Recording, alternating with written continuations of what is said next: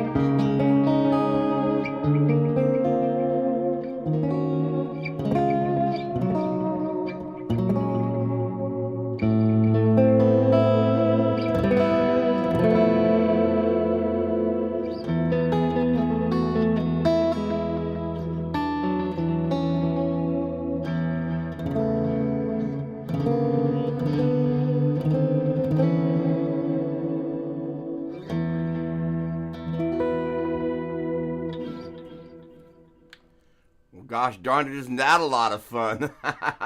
What's going on, everybody? All right, first of all, a very, very, very... Michael, hello. Happy post-4th of July. Griffin, thanks again for your email the other day. Chris Alexander, good morning to you. Sonia, hello, hello, hello, hello, hello. Always a pleasure. Awesome, awesome. Thank you. This is a lovely guitar. It's on loan from my friends at Ernie Ball Music Band. But it is absolutely crazy good. All right. Good. I play six string. The only thing Doug is missing is an epic beard. I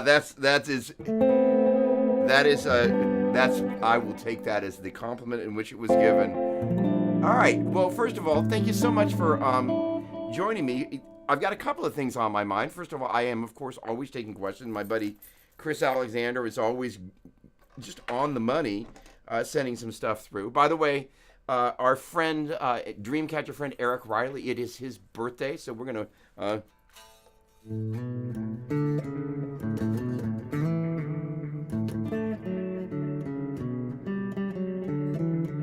Gonna wish him a little happy birthday there. One of the other things that's on my mind is I've been what I affectionately refer to as rigging. Have been working. The Majesty is an insane guitar. It's a very, it's a very unique instrument. And this is one that the good folks. It's not my guitar, but holy cow! Look at that finish. It's nuts. So what is my rig? First of all, I just love all seeing you guys hang out and gals as well. Is it politically incorrect to say you guys these days and kind of, kind of be all inclusive, but not necessarily by saying, feedback anybody? That'd be great. Doppler, Bueller. Spencer, hello, hello, hello. You ever get songs stuck in your head? I need to change. I need to charge, but I know it's change Sheryl Crow rent. A way to avoid doing that once it's stuck is put on.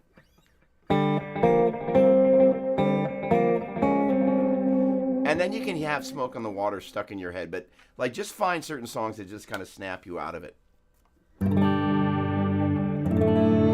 So one of the things I want to speak to is this concept of rigging. This is Doppler's Gear Garage, and I have been. It seems like just a crazy. By the way, you messaged me. Who is I Play Six String? Gosh darn it, because I can't totally tell from the photo. And you messaged me, and you were like, "This is who I is," and gosh darn it, I want to put a name to all that. Rafa, what's going on, my friend? There we go. Zach, hello, hello, hello, hello. The good news is we are absolutely on the website. Eric, hello. Oh, Ron Martin, there we go. Ron, hello, great to see you. Awesome, awesome, awesome. And Eric, I didn't quite finish that up. And holy, I'm going backwards, so holy, let's see how I can do this. Zach, we are now officially on the site for Alva's showroom. I hope to see you at that show. Larry Mitchell and I playing at Alva's showroom. Mari, what's happening? Oh, thank you so much. I love this shirt. Oh, my word, Michael Lane. You know what, Michael Lane? That is your pedal right there. Right there. Right there. The pedal police have shown up in force. Okay, holy cow. All right, first of all, great to see everybody. Let me get to work here. All right, I have been virtually hanging out, and it's an interesting, there's a famous guitar player whose name I'm not going to mention. Oh, snap. We haven't raised him up. Holy cow, I'm just losing my mind here. All right, come on. It is sunny in California here. It's about 90 degrees, and it's just like 9:10 in the morning, and I'm drinking my normal shake with espresso. Raising it up to you. I've been working my behind off, and it's hot. There we go. Mike, it is still your pedal. So, amazing timing. First of all, thank you for the, 5-year loan. So I have been working, and there's a famous guitar player. We've gone kind of nuts. Oh, awesome. He's an amazing guitar player. Absolutely amazing. All right. And an even better human being, which is kind of hard to imagine. But so I've been rigging with, if I keep answering chat, which I'm going to keep doing, it will sound like I'm having 5 conversations at the same time, which I am. And gleefully so. I've been, there's a famous guitar player, for the 3rd, 4th time, who always puts up photos of their gear. And I was having a conversation with Melissa over dinner, saying sometimes it just feels like, it's show and tell. And I absolutely, don't want that to be the vibe of kind of what I'm attempting to do here. So let me just say that up front. I am very fortunate and very thankful that I have these very unique relationships with some manufacturers. Ringo told me it's not cool to name drop. That's hilarious. And it just sometimes it feels like gear show and tell, and to me that it's off-putting, and I think for some people it works and for some people it doesn't. So in this particular case, I'm really thankful. I know the folks at Ernie Ball Music Man. I was fortunate enough to be able to work on the video when they released this guitar. They hired me to do that. And I'm working with the team at Boogie on different stuff, which is how this amp got here. And then I know the folks at RJM. The funny thing is I'm surrounded by I kind of this as a new guitar I was involved in that. This is a new model I was involved in that. This is a new piece of gear I was involved in that. I hadn't really thought about it. It's amazing. But the idea is how you cobble together a rig. because there are so many pieces and nuances to this. Uh, uh, Mario, thank you. You know, I mean, the funny thing is that it's a strange dichotomy is that I've spent so much time demoing and immersing myself in gear universi, um, that for my own rig, I usually just kind of like grab a boogie head, the fractal, and a wah wah, and that's it. And so as I've been kind of hanging out doing this thing, it kind of made me really think. It's like, why have I not taken it more serious? Like, if you think about, and where we're going here is a conversation about putting together your sound. Uh, uh,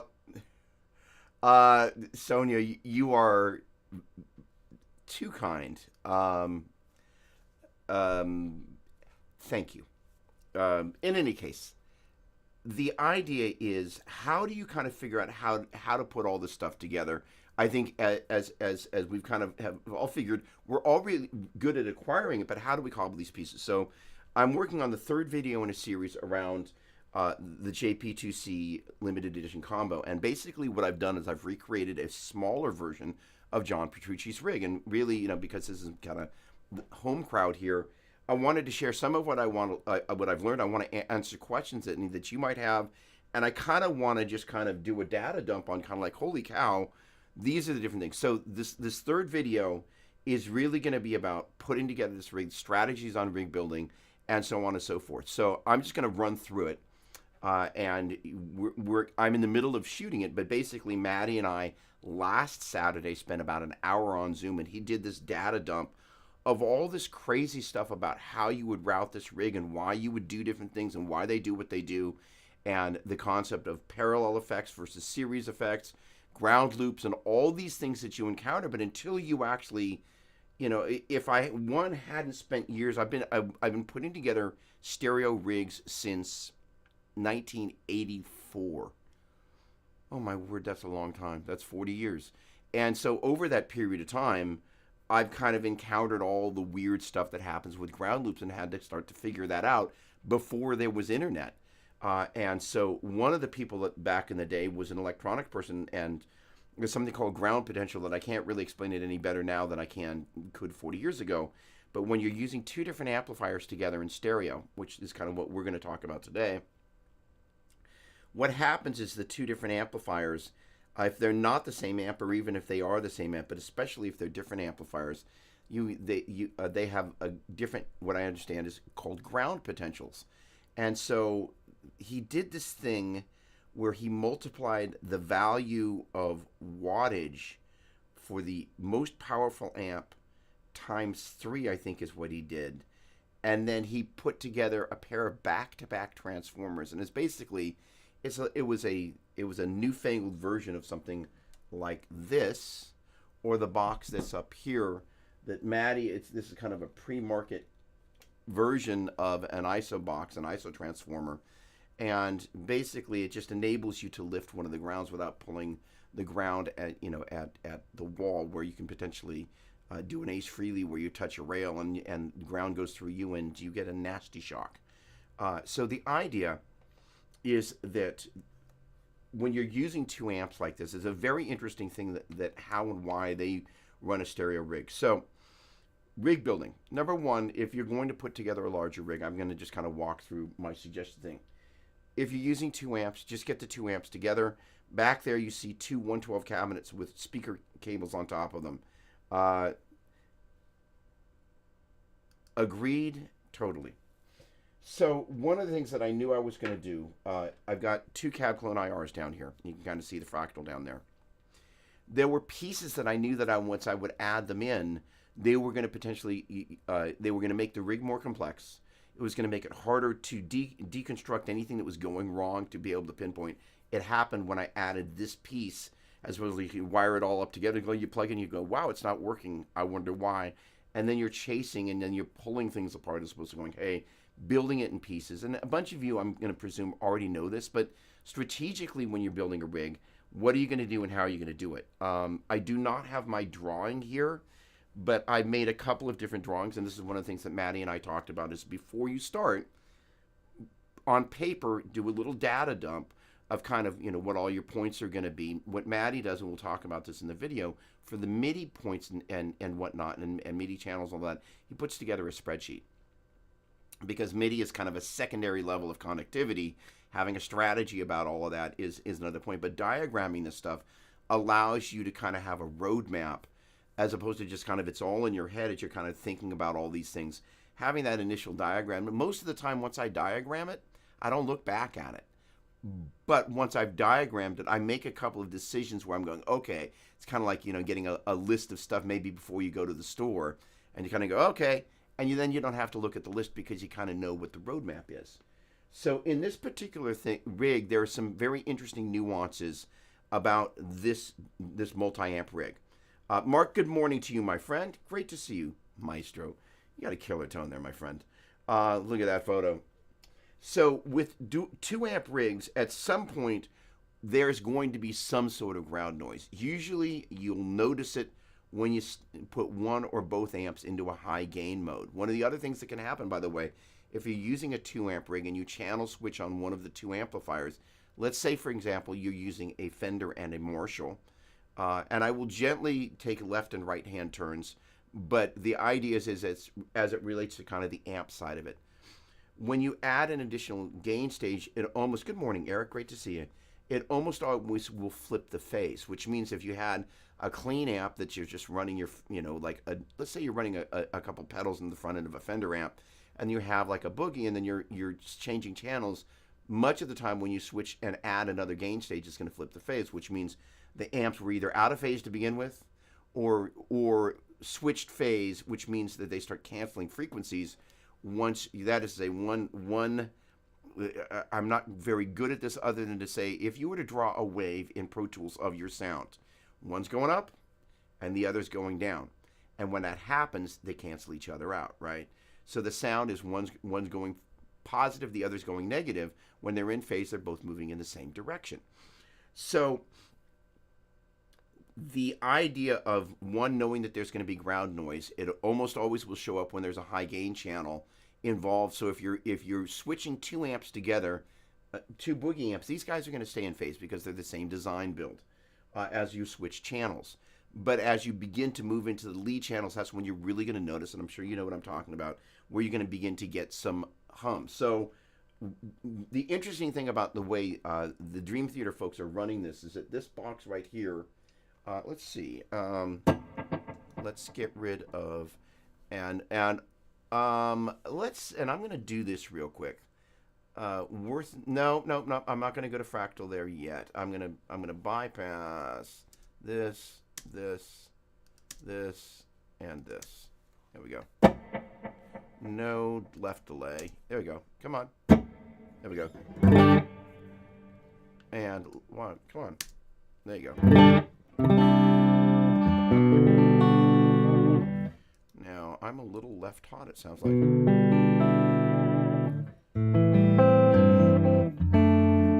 That's a fader thing. Hold on. Come on.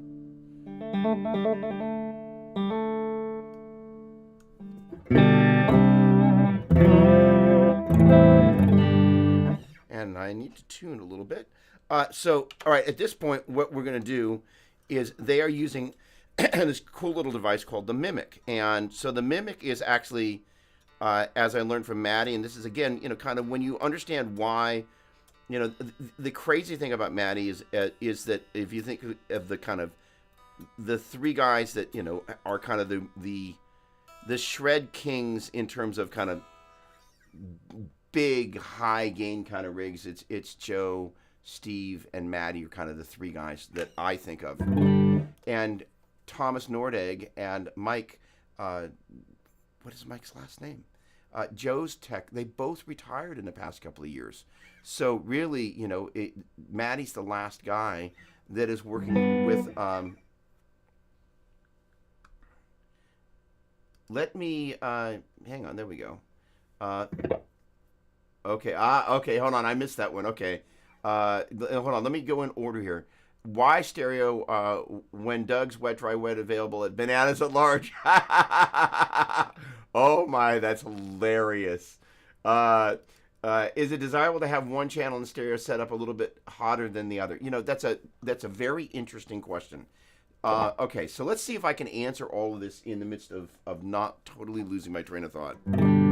So there's just the sound, kind of, if you will, in dual mono. So to answer your question, the thing about Bananas at Large, I'm selling these three Line 6 amps. Although I think my buddy Andrew Monica is going to buy them, so I'm gonna have to go pick them up from Bananas. So the way that the Dream Theater guys run these is they run 2 amps and they have 2 identical rigs, an A rig and a B rig in case one of them goes down.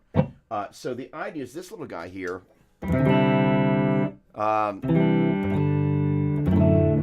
I'm going to mute my microphone and hopefully I'll remember to unmute it. And my little foot switch, I grabbed that cable, so I'm going to mute my. Oh, I'm muted there. Oh, I can't. Yes, I can. Hold on. I can kill Phantom Power. All right, you're going to hear just guitar.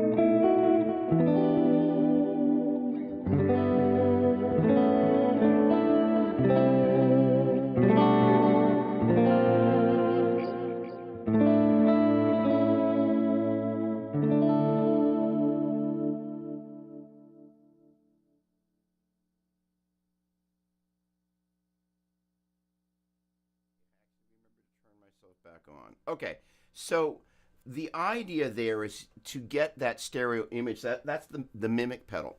One of the things I'm going to be covering in this video that I'm in the throes of doing is what I call black holes. Weird things that you're like, oh, holy cow. You know, most of this type of stuff there is not a manual for.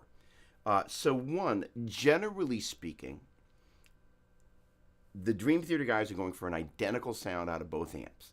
There are no 2 amps in the world, in my opinion. If you set the controls to sound the same, that they're going to sound the same. There's part drift as for example, tubes age. There are different manufacturing, sourcing things that happen, so the parts are going to be different. These 2 amps have different output transformers, but they're much more alike than different. And so the Mimic, what it does is it's basically a fake double tracking pedal, but as you notice, it creates this. Hopefully, it translated this really great stereo image. What I'm actually very curious to hear, I bet it's flipping phase. Hang on a second. Let's try a little something. Hang on a second. Now, on one hand, so hang on. Let me turn the effects off. Let's just try a little. So this is one of the things that you want to be conscious through the course of your build is phase is an issue. So if you're in stereo, one of the things, I can demonstrate this actually, in Universal Audio's it's not like plugin, it's called Console. And it's basically a mixing console that kind of all your audio coming in through a UA interface goes through. And one of the important features is,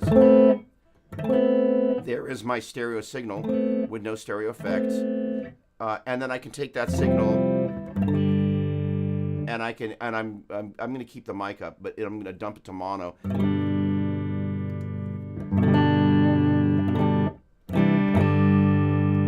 And in theory, when you dump it down to mono, the sound shouldn't disappear. And I'm going to bring my delays and reverbs back in. One of the things that's kind of cool sometimes is to take a delay, like a stereo delay, and take the left or right hand side and flip the phase on that. And that's kind of what when it went that wide, like I heard that a minute ago, I was like, I wonder if they're not flipping the phase on one of those. So give me a moment. So I'm going to give you an example of here are the stereo delays, reverbs. And here it is in mono. Um,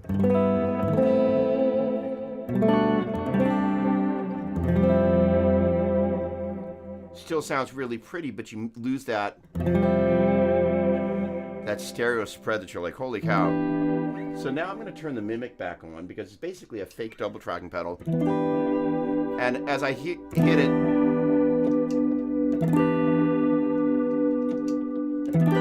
you can hear it go extra wide there, and I think it's flipping the phase there.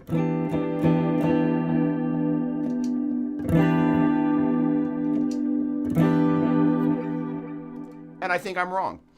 It's doing something, but it's not doing what I thought it was doing. So it basically is a fake double tracking device, but you can hear kind of it makes the stereo field go a little bit wider. So if I were to, and I don't think I can, hold on a second, let me see if I can. Yeah, I can, hang on. So I'm going to kill the delays and the reverbs. Oh, wait, because I'm coming in stereo. All right. So I am coming in on 2 inputs in console. I'm going a little bit in the weeds here, but let's... All right, I flipped the phase on console, and in theory, when I bring this to mono... no, I'm going to do it... I'm going to kill my delays and reverbs. And in theory, by flipping the phase on one of these guys, I will be able to exemplify...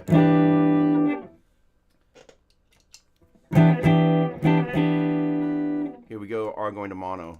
There we go. All right, listen to the difference of the way the sound went away from here.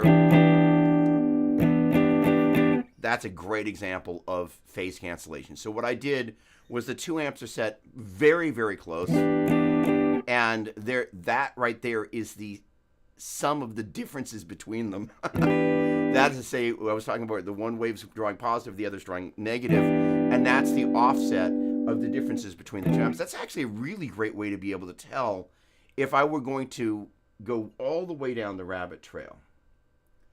This is what I'm going to call the negative differential of phase coherency.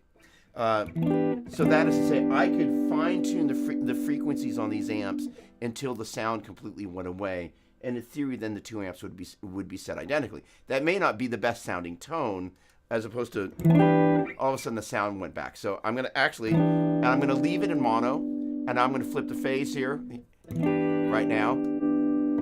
Like, holy cow. Okay, so that same phenomenon happens in a live situation.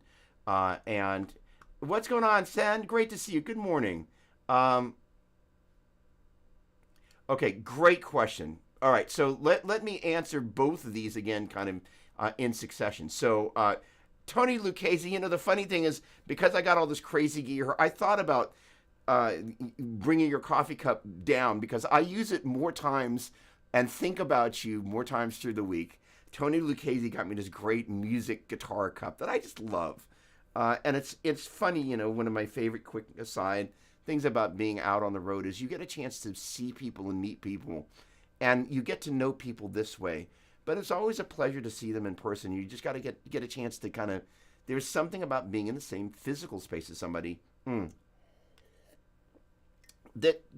it's just different because it's not virtual. All right.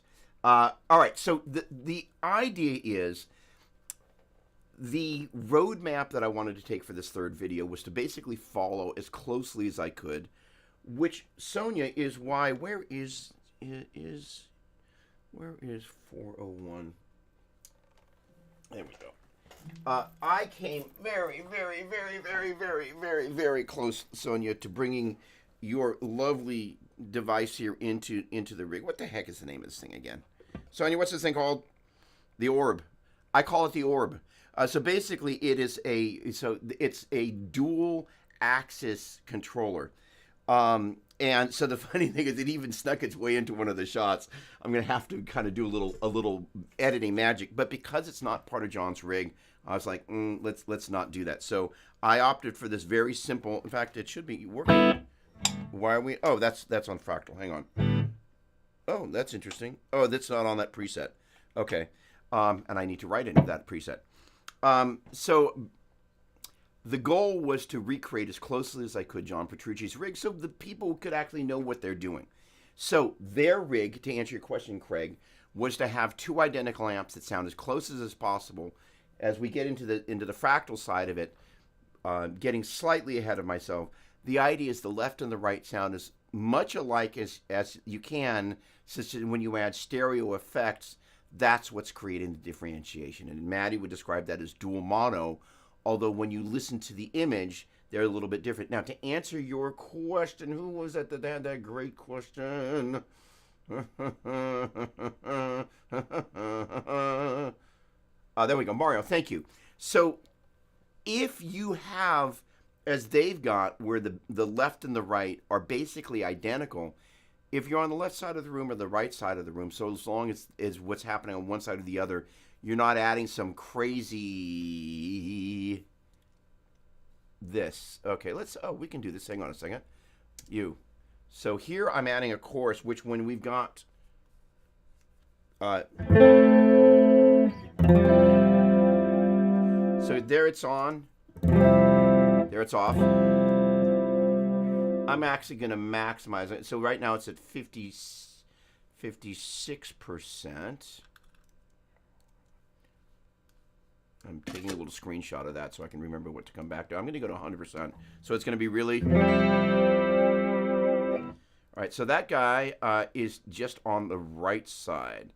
And I could tell I'm still in mono. There we go. All right, now what I'm going to do is I'm going to mute the left side. And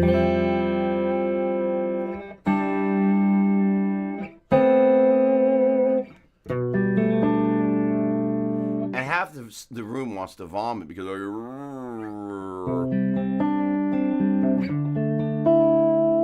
So when you're dialing in that type of a chorus, part of what you want to be conscious of with your stereo and stereo field is making sure that you're...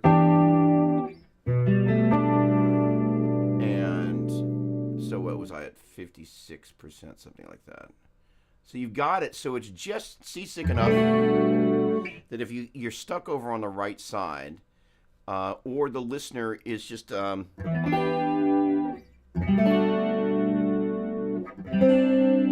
is a little right-centric. That is to say, when most of us listen to near-field monitors, we can, if we're not careful, kind of lean to the left or lean to the right. Something, because of how small this little isosceles triangle is, you got to be really conscious of your left and your right-hand side.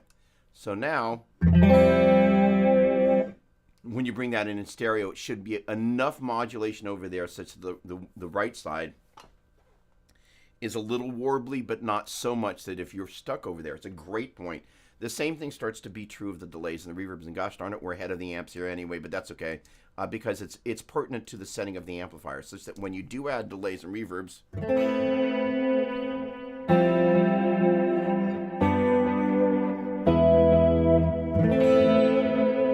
all right, now I'm going to take this moment, and since we've gone down here, I'm going to share the screen, and I want to get over to fractal X edit 3. There we go.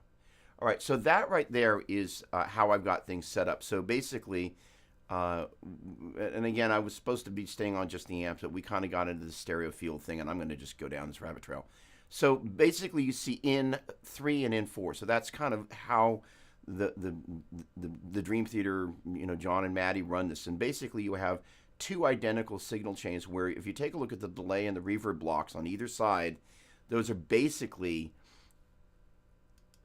I've set up the reverb on either side so they're identical. Then what I've done is the delays on this side, the time is going to be 300 milliseconds and this one's going to be 450. So that way, if you're on either side of the room, it's not going to be so weird that, yeah, you're going to miss the kind of this whole kind of beautiful.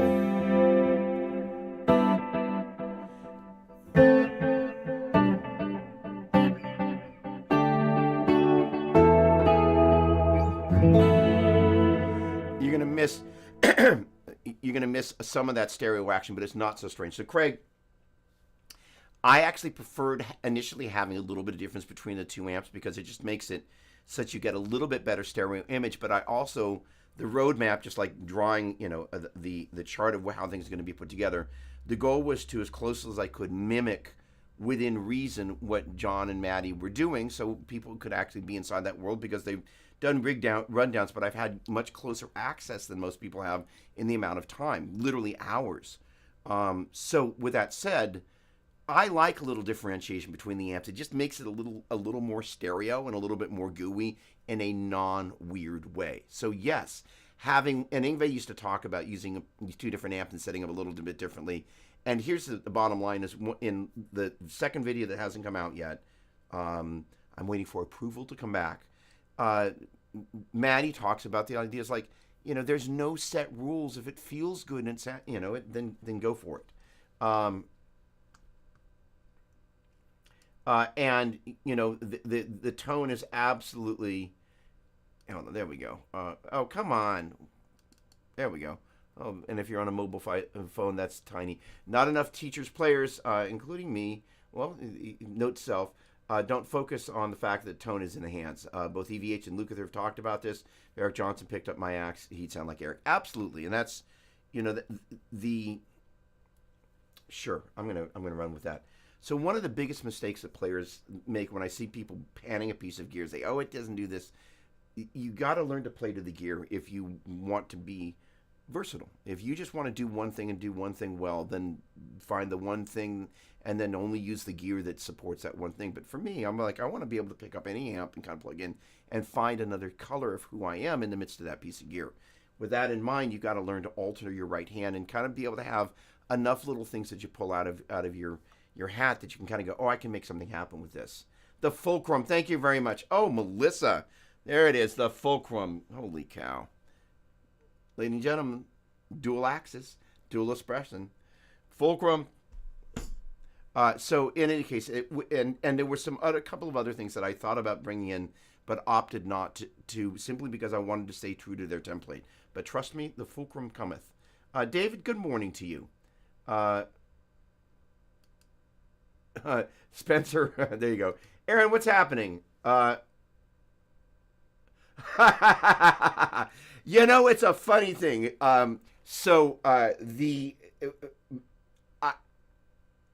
I did the original demo for this guitar, so I know enough about it that intuitively I kind of do the right thing.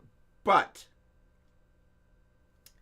middle position, I've been there. And you're like, wait a second. Oh, I've got the piezo one. So I've gotten a little bit smarter such that basically most of the time I'm just keeping the piezo pickup off.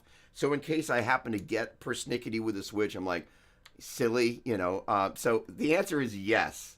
So in any case, David Blood, good morning to you. Bay Area in the house. Great to see you. Hello, hello, hello. All right. Gosh darn it. So yes, all right. Gosh darn it. Let me get back to the amp side of things. All right. Absolutely. So that triangle with the monitors, you should, and this is the thing, you start leaning over here, and this is one of the reasons, by the way, it's a really bad idea to put an amp, and we're back on the amp side here. For some of the demos, I actually was using that speaker with a microphone on it, and it will mess with your right ear in a serious way. So I actually was wearing earplugs while I was doing that. But by the way, you want to see something really gross, and I'm not going to show you earwax. So I've got this earplug container, and I don't know if you're going to be able to see this, but this earplug is now red. Can I strongly advise not using a colored earplug container? That is so disgusting. I don't know what this is made out of, but I can tell you I do not want it in I'm going to say it, any cavity of my body, and that includes my ears. That is so completely disgusting. Yuck. All right. Amps, and amps only. So the deal is when you're getting ready to go in the box here, the whole thing about this Petrucci rig was John is using a pair of Rectifier 112s. They are amazing cabinets. They are fractionally the size. I won't say fractionally the weight. They're heavy little puppies. But the idea is the first thing that I did was plugged into both amps. This is a TC electronic mimic pedal. And the reason Maddie places that as the gateway into the 2 amps after all the mono pedals, the first thing in the signal chain is wah. They've got it in the rack with a remote control. That's back there. Then that comes out in a pedal drawer with a mini effects gizmo. I opted to use the RJM PBC6X because that sends MIDI information to the amp, as well as allows me to control the different loops.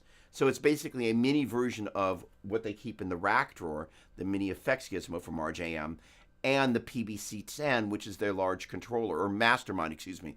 Mastermind 16, maybe that's what it is. It's not a PBC, it's a Mastermind. And so that,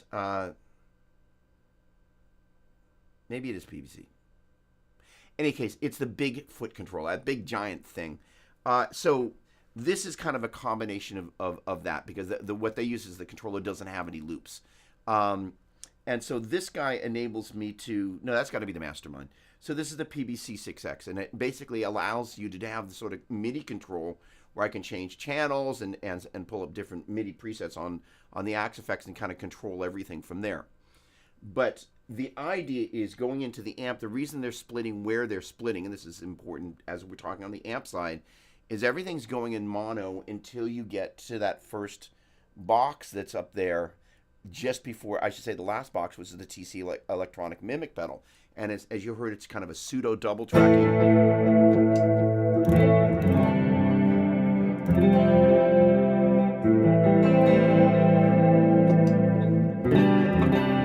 And as it turns out, I asked Matt, he's like, because the first place I put it was in the loop, and he said, actually, it wants to see the transient of the guitar and not the distorted signal in the amp. And I was like, oh, that makes sense. And these are the sorts of things that until you ask somebody who really knows, there's no way to know. It's not in the manual that says, oh, don't put it in the loop, because it's a logical place to put it until you find out it's not.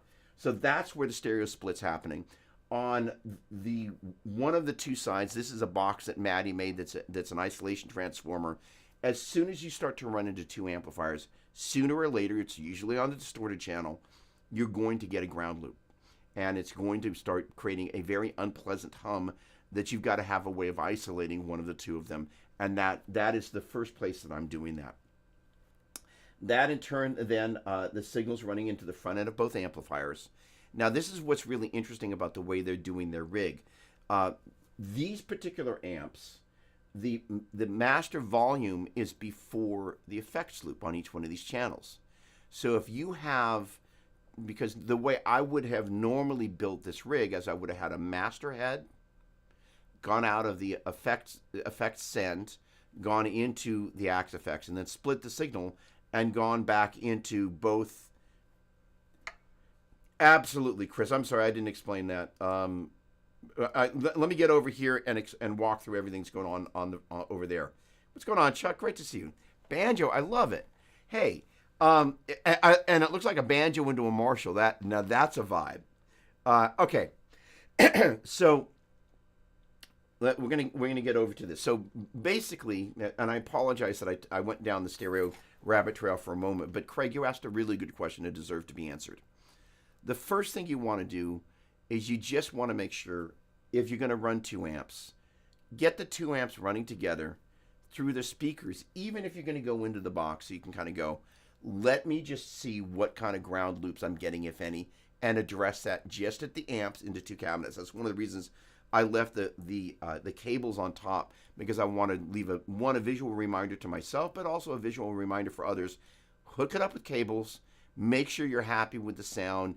Let the sound fill the room before you go into the box. And it means that if at any point you need to revert back to that, it's just a matter of running the cable. So that was good. Then at that point, I had not yet moved into the box. That's when I went, okay, I've got the amp piece. Let me build the pedal board. So Chris, to answer your question, thanks to Maddie's help and to my buddy Aaron at Roland/Boss, I made an exact made an exact list of what John's using on his pedal board, with exception they change out different drive pedals depending on the day of the week. So this is the CP1X, which is their new multi-band compressor. That's Boss. Various incarnations of the Phase 90. They probably use the Eddie Van Halen version. I gave mine to a buddy. Then that's the Grid Slammer. This is the CE2 Waza, CE2W. Then there is the Dreamscape pedal, kindly on loan. And then there's the Dimension C. So those are all running in each of 6 loops here. And in one of the demos, I'm playing... and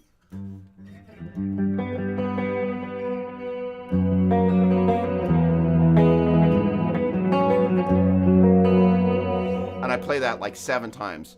One with none of the pedals on, just less effect than that. Then once with the compressor, and I'm just kind of walking through each one of the different loops, pressing the foot switch, so you kind of go, okay, and give you. And the neat thing is each one of them, there's 3 different well, technically there's 4 different modulation pedals, but they've all kind of got their own unique jam. And per the point about kind of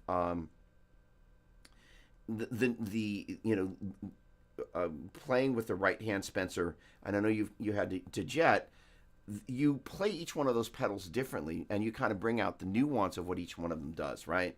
So once I kind of had all that bit operating, then I had to get this guy. Which one of these? Okay, I don't need to save you. Where's the one where my volume block is? There it is.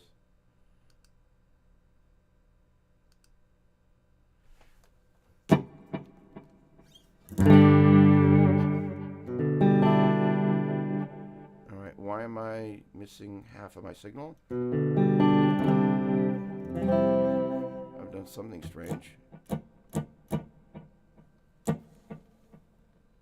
By the way, if you're ever sitting down, you can use your hand to kind of look for illumination of a pedal. See how it's lighting up my hand there? I can see it when I'm kind of scoot up there, but using your hand will help you see when like this Boss pedal over here. If you can see it maybe on my ring there, you can see it glowing. So that's one of the ways you can tell the state is on or off. I don't know why we've gone down in level there. I must have made some change that I am too stupid to figure out in this moment. So basically this guy... All right, what have I done?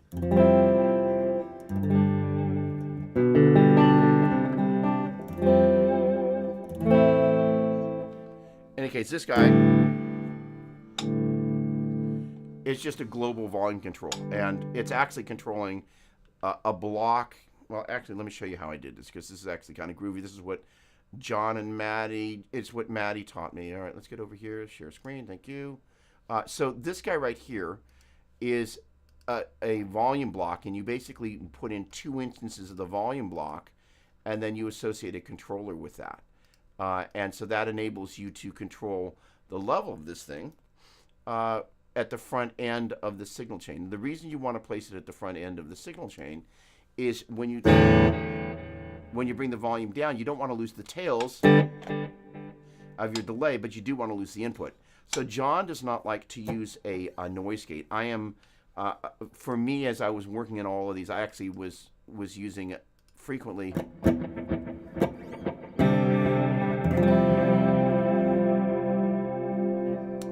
Okay. The other thing, let's get over, where is our series parallel? There we go. So this is one of the other unique things about how they run this. Let's get over here. Thank you. So these delays and reverbs. So hang on. I was talking about this. I was supposed to be, well, okay. So we got the pedal board. Hang on just one sec. Let me just finish that little bit and tie this together. Sorry, folks. First thing, just get your amps and the cabinets dialed. Eliminate any ground loops happening there. Great. Get your switching, if you're going to use some sort of pedal board switcher, and the ability to step on one button and go through the different pedals and kind of have random access to them is great. In turn, what we've done is we've also then created the ability, we've created a couple different button pages here. I can switch channels on the amplifier. I can turn shred. This right here, This button here turns the shred function. Do we? Where's? Hold on. Oh, hang on. What channel we're on? Oh no, we're on channel 1, so that's not going to do it. Oh, if I go over here, then and I need to. There we go. So this little light right there indicates shred. So basically, it means you can control your pedals. You can control what channel the amp is on. You can turn on. You can not only switch channels. You can see the amps changing channels over there, and then that's turning shred on. And then when we go up here, that's going to turn. It's switching between the two different graphic EQs. That's turning the reverb off. This is a really, really, really important feature that I asked. Maddie actually helped me program this. This is my unit. I've been using it a long time, but we spent about an hour on the phone yesterday. The other thing that we did is this is an effects. You should see. There we go. That little yellow light that's probably about the size of a pinprick, turning on and off.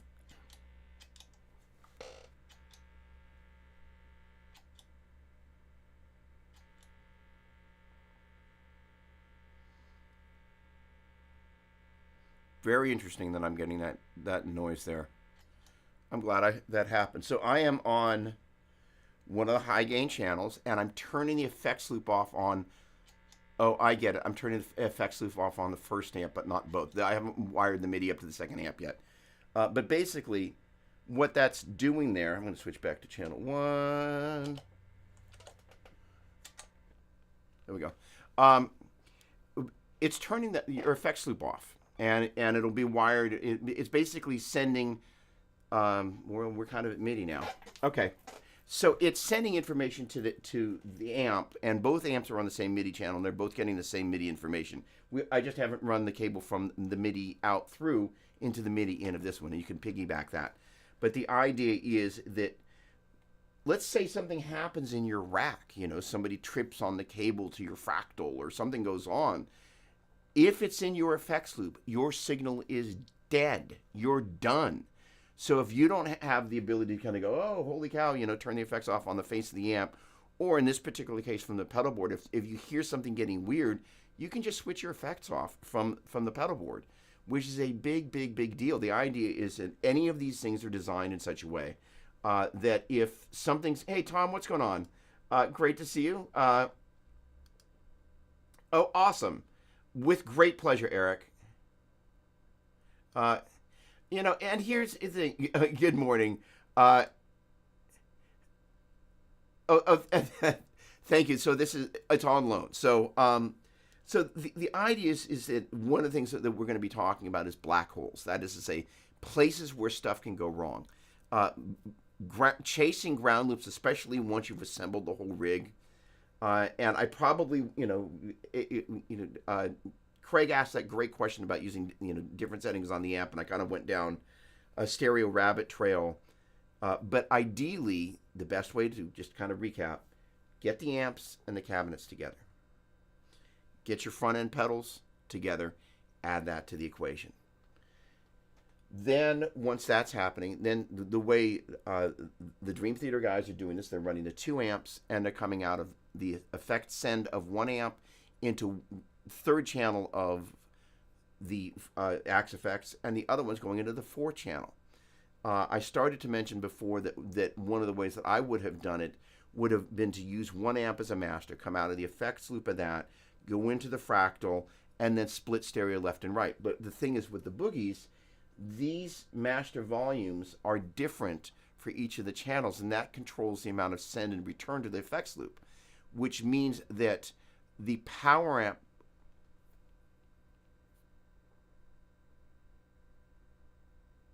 No, I think that I got that back. I think they're post effects loop, and this is one of the things. All right, rabbit trailing, but an important thing here. If any of you used to have an STE 3000 or an STE 1000, or remember them, it's a Roland unit, rack unit. Mine's there. No, it's there. Where are you? Somewhere. And so you could run way into the red on those. Some amplifiers, the effects loop is before the master volume, and some it's after the master volume. The challenge is when it's before the master volume, uh, you're able to kind of bring the whole amp up and down without changing the level of how you're hitting the effects in the loop. Sorry, if the master volume is before the effects loop, when you turn the master volume up and down, you're potentially driving your effects loop harder or softer because you're changing the amount of level in the circuit heading through that direction.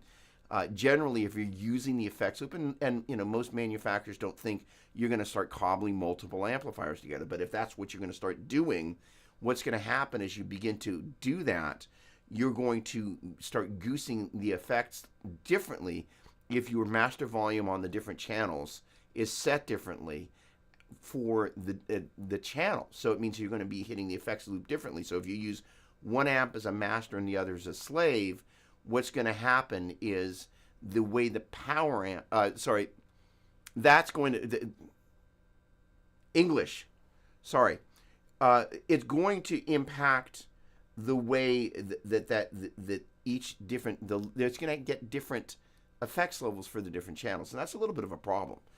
So that was one of the challenges. Just using one amp again, as you're working with your amp, plug in some sort of device if you can that's got a meter on it, and switch channels, and also and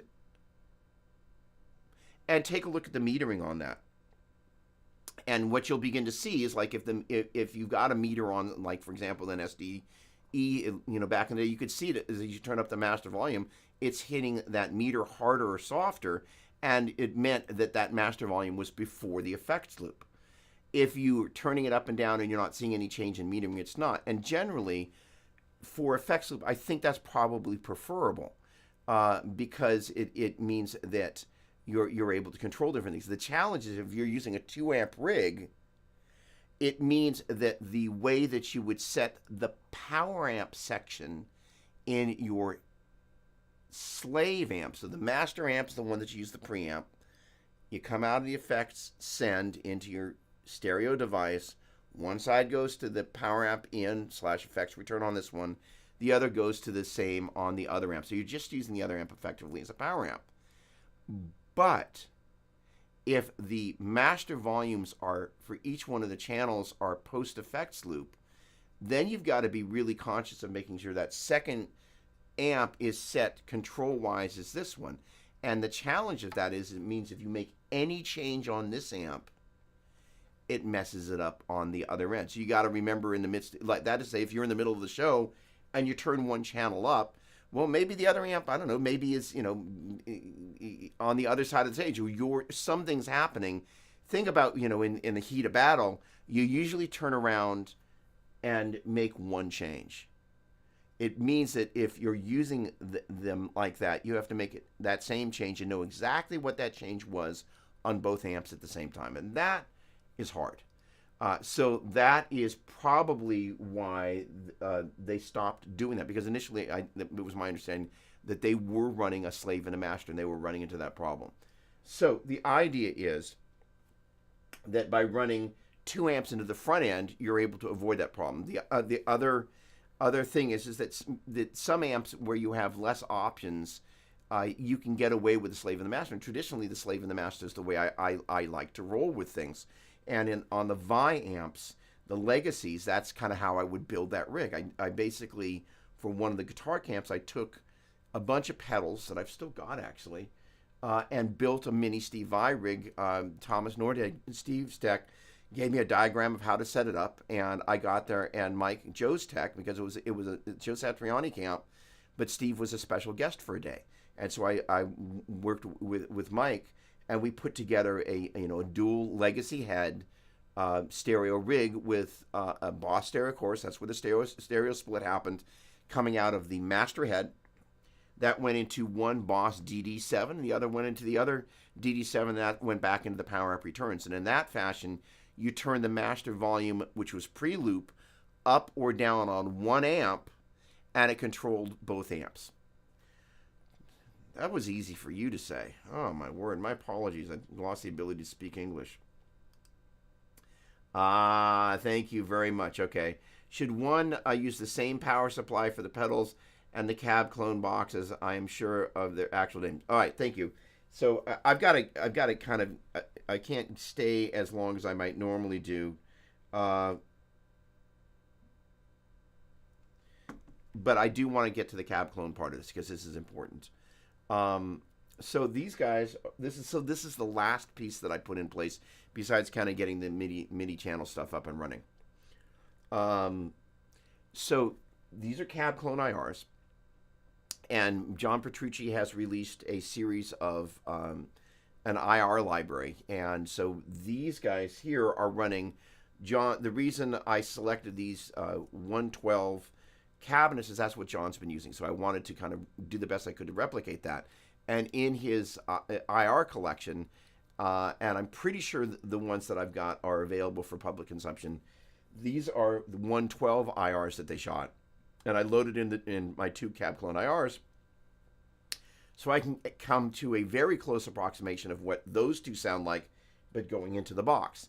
And the reason I saved this for the very, very last thing is I wanted to make sure any of the ground loops that I might have had there, I've addressed all of that, such that by the time I go out of here into there, then I know that if there's any additional noise that's happening, it's happening here. Now, in the midst of all of this, every so often, when you kind of run it out of two different amps, and everything, by the way, to answer your question, Chris, you do everything you possibly. What's going on, John? You do everything humanly possible to get everything running off the same power outlet, and you want to be conscious of not loading down one outlet with a million other things. You want to watch out for things like refrigerators and things that will make noise and click on. You'll hear this little buzz that comes in there. And you want to watch out for heaters and things like if you're going to throw a fuse, try not to throw the fuse if you can where all your gear is. So just kind of get as much of it as is humanly possible. So all my studio stuff and these amps are all on the same. We upgraded the power in here a little bit, as I recall, because we had to run power in here.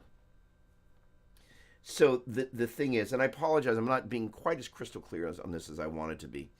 But the idea is, as soon as you hook up the second cable there going into your DAW, you do not have, yes, hey, what's going on, Digital Viper? Great to see you. And that's one of the other things about the amps is I meticulously started matching the EQs on these guys. But the thing is that the ground lift coming out of the cab clone did not seem to really do anything. It's a very small hum that you get when you're putting those two into there. So this is a box that I've seen Maddie use in the back of his racks before he built this box. And so this guy is not only can you isolate 1/4-inch TS cables, but you also have the ability to use this for XLR. So I'm going to try popping this in, and it's a very quiet hum that's back there, but it was something that the ground lift switch here did not seem to be solving. And usually it's because you're using just one box, and I think when we started running two, it's lifting. This is out of my area of expertise. I think it's lifting the ground with the box, but it does not necessarily mean it's able to avoid any ground loops that are potentially present that get summed when the second box gets plugged in. That is to say, it's able to isolate this guy and flip the lift the ground, but it's not anticipating that you're going to be using two boxes side by side, is what I'm trying to say. Boy, I'm not doing a very good job today. But this, I think, is going to allow me to isolate the output. And generally, all you have to do is isolate one side, and you're good. All right, ladies and gentlemen, hold on, let's get back to it. Let's get back over to here. Oh, okay, we can talk about this. Now, where's...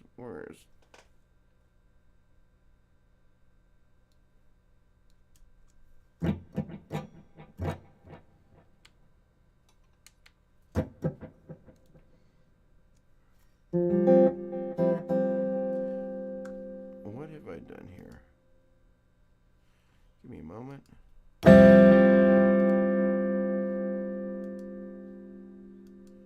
should not be having that disparity. All right, I'll have to figure that out a little bit later, but I can fix that here.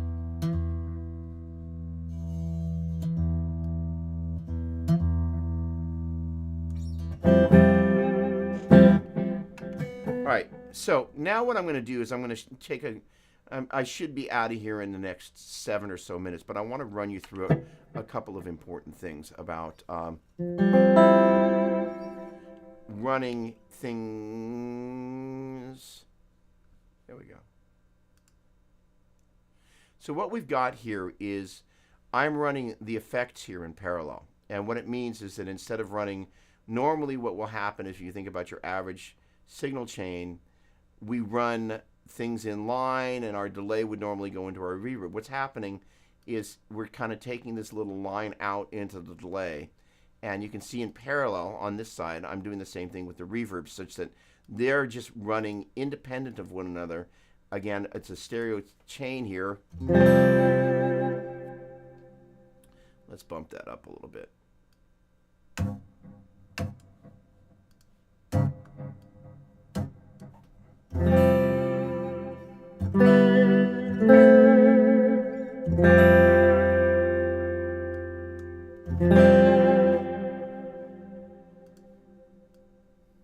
Let's go all the way. Oh, that's why I didn't want to do that. There are a couple little unique things inside Fractal that just are a little strange that you have to kind of mess with this a little bit. 70, let's go 70, copy block. This is a quick move, edit, copy block, edit, paste block. Thank you.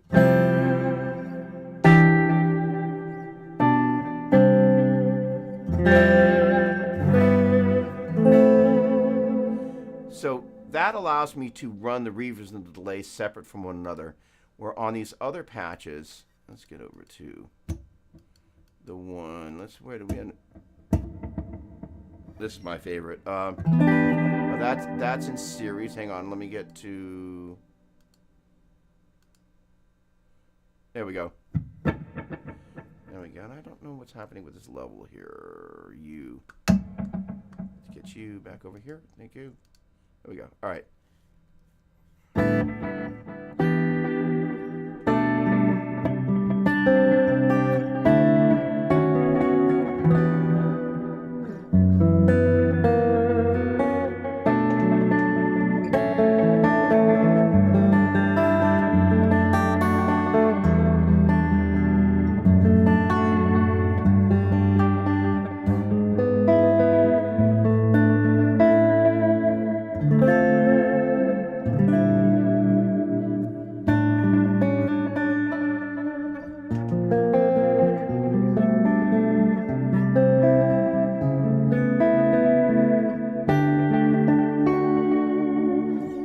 All right, so that right there is, Chris, to answer your question, I'm using, these are basically two stereo chains. One's for Boogie 1, the other's for Boogie 2, blatantly using a compressor. Let me turn the comps off. Turn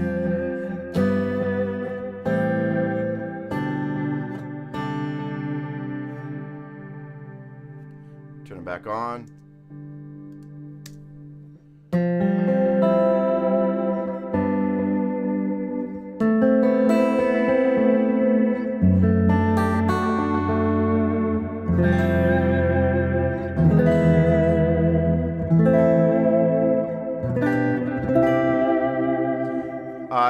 With a little better programming, I would not have that level jump. And those are the sorts of things as you kind of get in and start doing your deep tweaking that you fix, because you don't want to turn stuff on and off and all of a sudden go, hey, whoa, the stereo balance changed. Ideally, when you turn something like a compressor, like the way I set this compressor over here, I meticulously set it up such that, and when you see that demo, hopefully, when I turn it on and off, you can feel the change of effect, but you don't notice a level change like that. But sometimes when you're in there just tweaking, like, oh, turn the compressor on. All right, now fine-tune the compressor. So yes, yes, yes, and yes. All right, hey, what's going on, Steve? Great to see you. Hold on, wait. There's Steve. And Mike, I'm going to be playing at Alva's Showroom on Saturday the 20th. Hopefully I will see you there. I use the MIDI verb in the rack that, hold on, there we go, in the loop, and then use the right out to a separate amp and don't seem to have issues with hum or phase. That's awesome. If you end up doing that, this is a box that Maddie has made. It's called the Isolator One from Tekwerk, Tekwerk. I don't think it's out yet, but it's just always neat because, you know, chances are at some point or another when you're using two amps, one of them starts to get angry. But in any case, all right, ladies and gentlemen, I need to kind of get on to something here. I usually love to linger. Are there any remaining questions? And I want to take a quick moment because my buddy Chris Alexander sent through something yesterday. So hang on a second.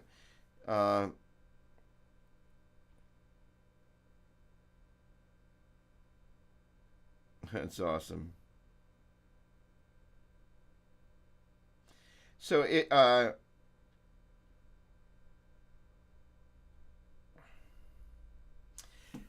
it's interesting, you know, when I play kind of this sort of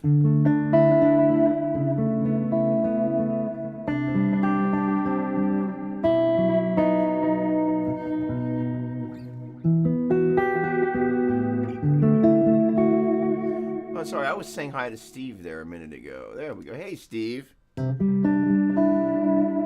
So more often than not, as I'm playing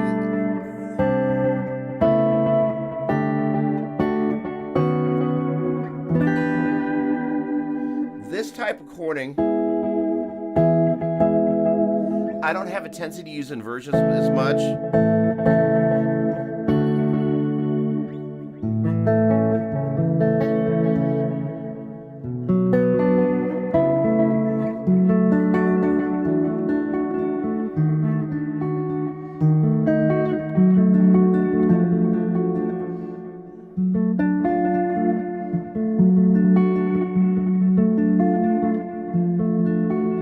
Oh, it.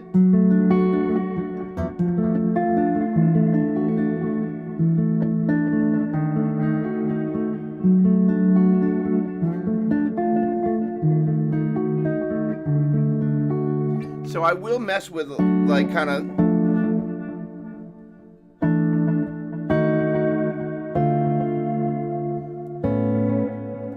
different chording, but most of the time when I'm kind of doing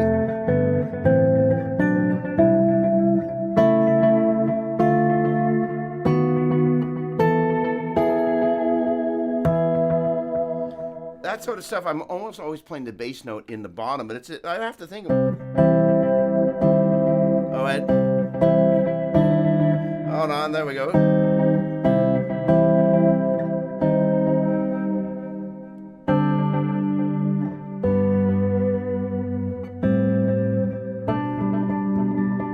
Now, there we go. Now,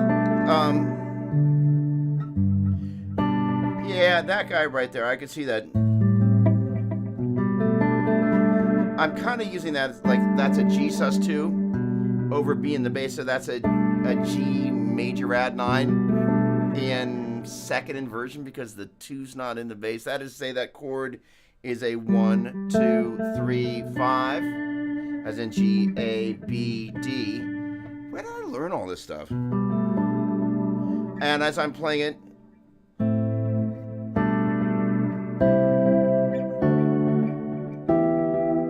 I'm kind of going, I'm kind of playing it as a G major, as a 1 chord, A minor is a 2 chord. It normally would be a B minor as the 3 chord, but I'm doing this.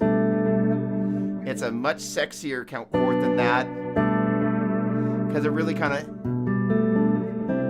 of leading you somewhere.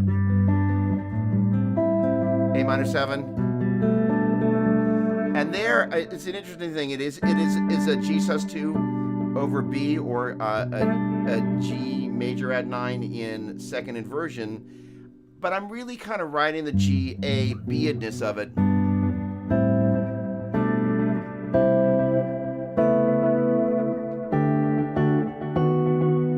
And I'm kind of using, and there's that same chord.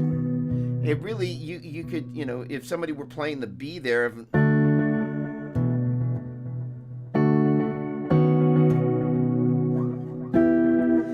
I guess I am doing that. So those are inversions. That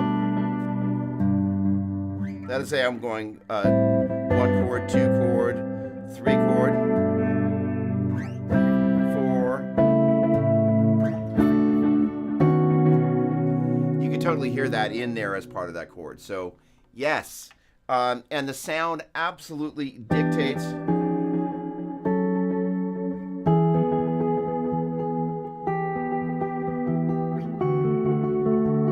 And the other thing, so if I take these guys right here, in fact, that's a really great idea, Chris. You know, sometimes I'll do kind of what I call the Eric Johnson chords.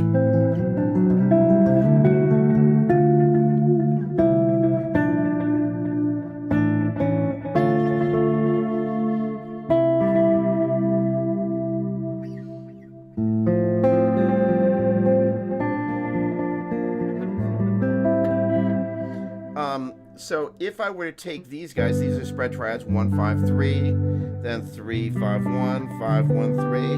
Those guys would be all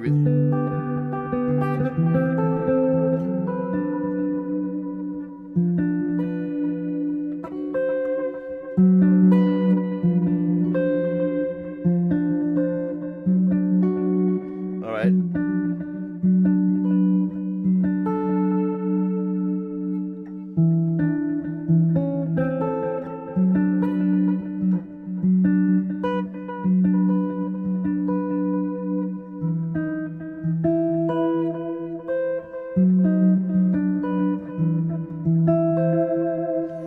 Sorry, I'm riffing out loud here with inspiration from Chris. So let me explain what I'm doing. I rabbit trailed on myself.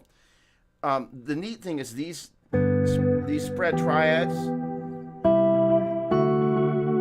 It's really just taking major, minor, minor, major, major, minor, diminished, major. Instead of going 1, 3, 5, it's going 1, 5, 3, 1, 5, flat 3, 1, 5, flat 3, 1, 5, 3, 1, 5, 3, 1, 5, flat 3, 1, flat 5, flat 3, 1, 5, 3. Hello, Dr. Phil. And Chris, great to see you, my friend. I know, right? No V. I knew I was going to hear that from somebody. Thanks, my friend. And those are really just kind of just simple triads, major, minor, and diminished. But the idea is, with this type of tone, really,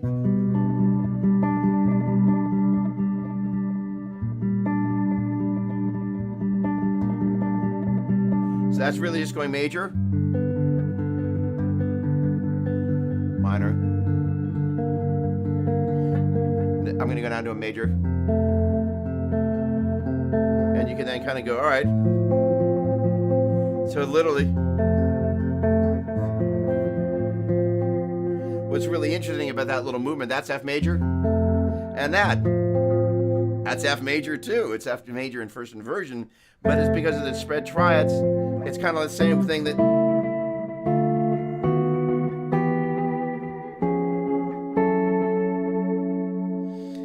as you begin to work with these voicings. So let's see if I can rock my way through this. There we go. So that's 1, 5, flat 3, 5, 5, 1, flat 3. Chris, you the man. Oh, I'm going to have all sorts of fun with that. So again, let me just capsulize. Most of the times I'm playing this stuff, I'm playing just little kind of, and I spend a lot of time playing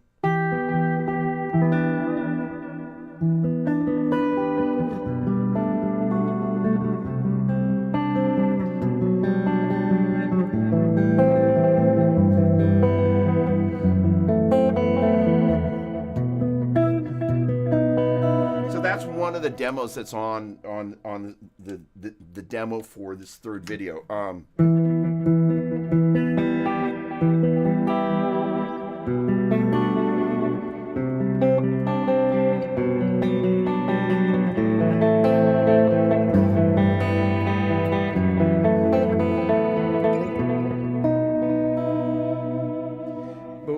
So that's kind of the typical sort of thing. So it's a minor 7, but I lifted up, instead of playing the bar there, I open up the open G and E string.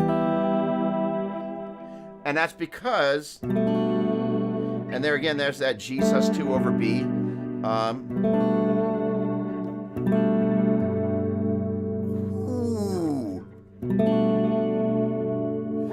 Chris, I love you, dude.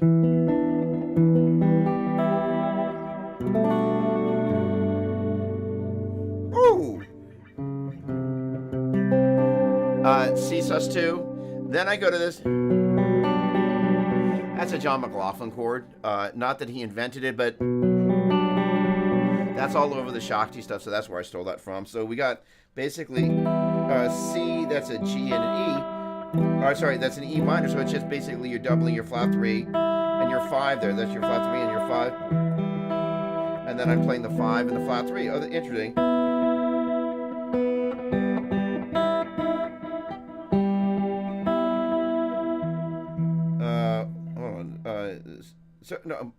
Sorry, E. There's my 1, and there's my flat 3. Just doubling those as open strings. And then this guy, and then this guy. And because that's what kind of gave me the idea to do that there.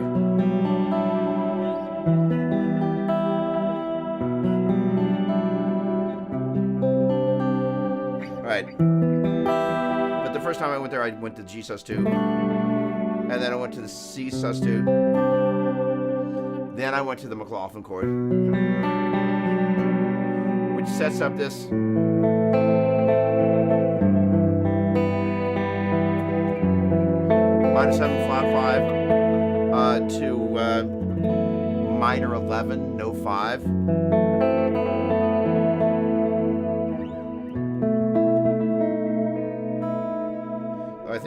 I just went because it's kind of it's going to be on this little ode to Petrucci. John's a huge Rush fan, in case you didn't know. So every chance I had to use the kind of Rushy chords, I'm like, oh, right?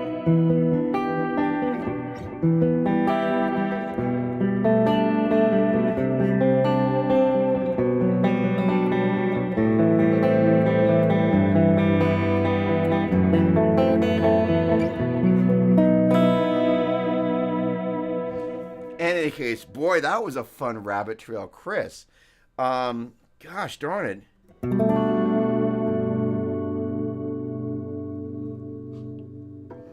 Oh, my inner guitar player just got overflowed. All right, awesome. Do certain types of music use certain versions? Oh, what, did I just totally misread that? Absolutely. So you might have heard this.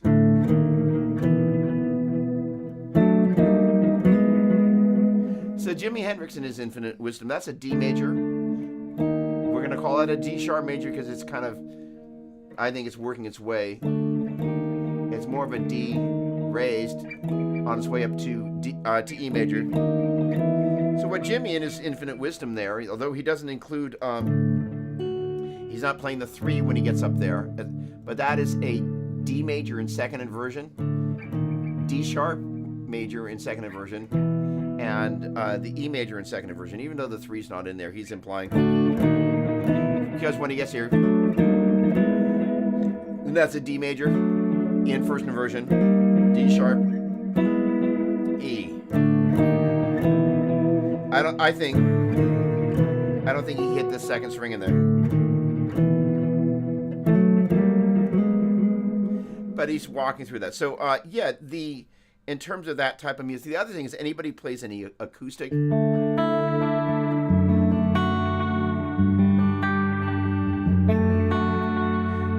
guy right there, D over F sharp, that's a D major, D F sharp A, 1 3 5, that F sharp in the bass. Well, interestingly enough, sometimes acoustic players will play. Oh boy! All right, fine. In 4 minutes, I gotta go. So there's D major, D over F sharp, which is a D major in first inversion. Again, if I took the D major scale, D, E, F sharp, G, A, B, C sharp, D, D, E, F sharp is the 3, G, A, D, F sharp, A is the 5. 1 2 3 4 5, D, F sharp, A. Over F sharp in the bass. So there's D just over D in the bass. Those notes are D, A, D, F sharp. So we're playing it over the D, which is D is the 1, F sharp is the 3, A is a 5. Then we're playing it over the F sharp, which is the 3, which is why it's a D major in first inversion. And then it's over the A in the bass, so that's D major in second inversion. So let's just say you're kind of like some...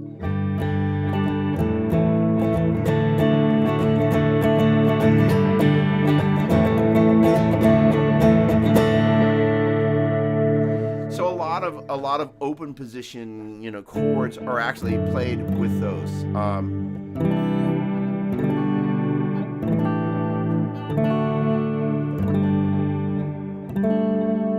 Not so much that worship music is filled, and Christmas music.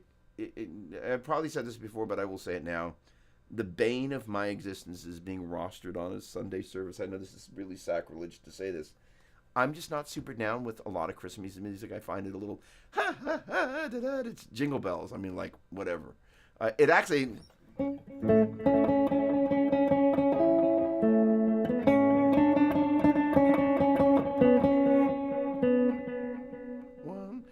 One, 5. No, 1, 1, 4, perfect fourth. But I will say, because there's 5 million chords, a ton of crazy, wacky inversions. But in terms of melodies, yeah, it's sing-songing and, kind of like, I think the meaning of what Christmas is about kind of gets lost. And you're like, it's like, whatever. But great melodies. By the way, your homework assignment, should you care to do it, is write down the name of 5 Christmas songs that come to mind. And then try and play the melodies. You will find yourself in a very interesting place, which is, and we talked about this a little bit before, is that there are things that we've heard and sung our entire lives, and we have all this gear, but we can't play something right off the bat. Like it's an indication of where our ear training is at. And I'm not shaming you because you watch me kind of go, it's a 5th, no, it's a 4th. The idea is how do we kind of get better at being able to wait a second, how is it that that's something I've heard so many times and yet I can't just sit down and play it? You're like, really? But, I think this is one of the other things, happy birthday, right?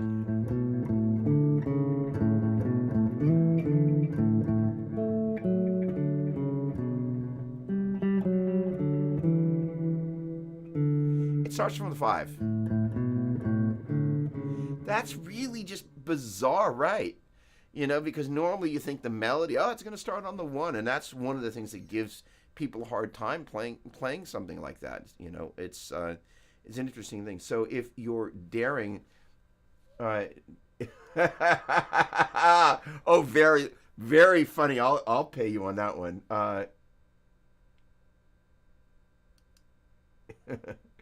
All right.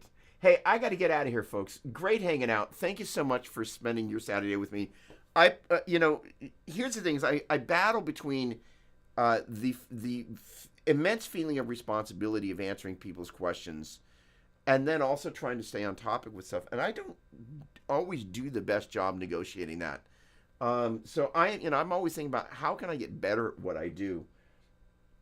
But at the same time, I also want to feel the responsibility. Like when people want to interact, it's not just like I'm just sitting here yapping at people, because that's just a regular video. So I'm figuring it out. In any case, I want to thank you for sharing your Saturday with me. I hope that inversion talk was helpful. It's just so neat to be able to, let me leave you with an idea. Thank you very much, Mario. Thank you. Right to the heart there. Let me leave you with an inversion thing here. No, let's make life easy. Let's take a C major triad, and then just take my words for it. Grab a pen and paper if you're so inclined, and just write C, E, G. That's what these notes are. That's C at the 10th fret on the D string. That's E at the 9th fret on the G string, and that's G at the 8th fret on the 2nd string. C, E, G. And if you played a C major bar chord, that is going to be, if you care to write this down, C, G, C, E, G, and C, which if this was 1, 3, 5, and that's C, E, G, this is going to be C, G, C, E, G, C, which is going to be 1, 5, 1, 3, 5, 1. as soon as you kind of get used to seeing chords like that, then you kind of begin to go, okay, well, what if I kind of wanted to take this and just take these guys right here and put them over the E in the bass? That's my C in first inversion. And what if I then wanted to put it over the G in the bass? That's C in second inversion. And it's just an easy way to kind of take...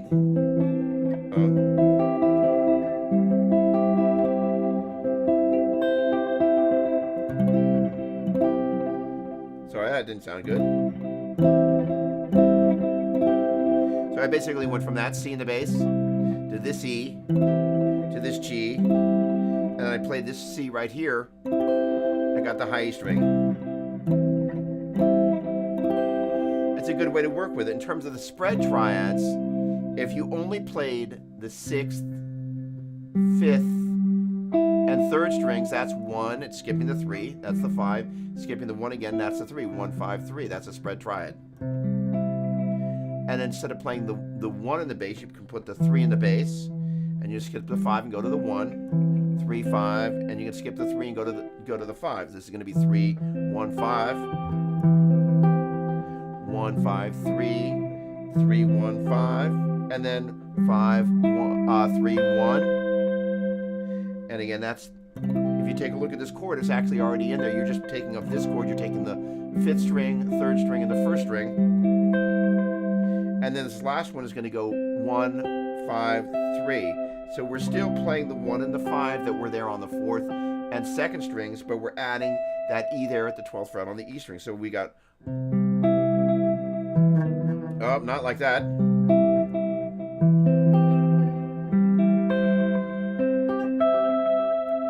And what's neat about that, if that's 1, 3, 5, that's 1 flat 3, 5. So you can now kind of take this, boy, that one's going to be unpleasant. There we go. And you can also do the same thing. We got this guy up here. Right.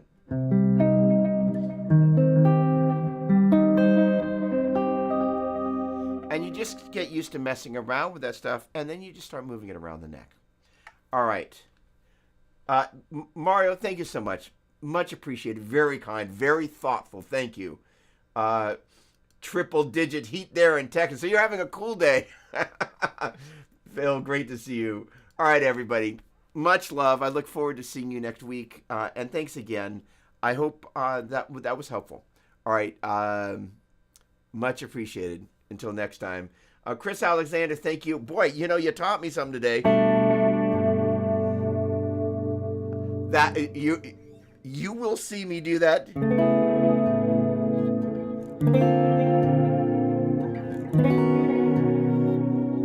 And then of course I can go like this. Oh, you'll see me do that one. That's gorgeous. So basically what I was doing is I'm seeing that as first inversion and adding the bass. But I was like, wait a second. I can play it there. Basically I'm playing an E sus2 and then I'm adding the 3, so that's an E major add 9, but then you can just gotta get that low E string in there. Oh, there's the natural 7. Ooh, I dubbed that the Chris Alexander chord.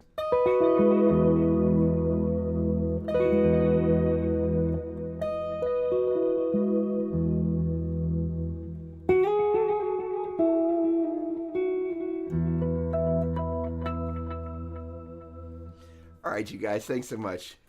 Boy, that was fun. All right, peace out. Everybody, thanks again. What a pleasure. Make it a great one. And I look forward to seeing you next week. Thanks so much. Cheers.